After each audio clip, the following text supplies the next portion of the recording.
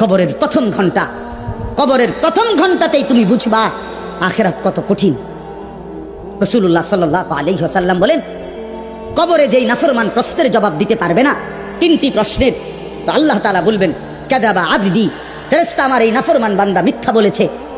ফাআফরিশুহু মিনান নার ওয়ালবাসুহু মিনান নার, আমার নাফরমান বান্দার কবরে জাহান্নামের বিছানা বিছায় দাও, পরে জাহান্নামের পোশাক দিয়ে আবৃত করে দাও। ওয়াফতাহু লাহু বাবান ইলান নার, জাহান্নাম বরাবর তার কবর থেকে দরজা খুলে দাও, কবর খুলে দাও।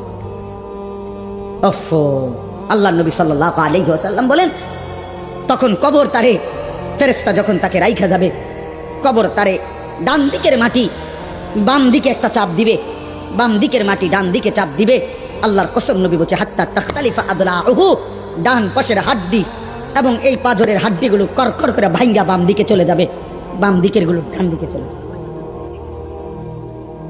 ভাইয়া আমার, তুমি তোমার উপরে রহম করো।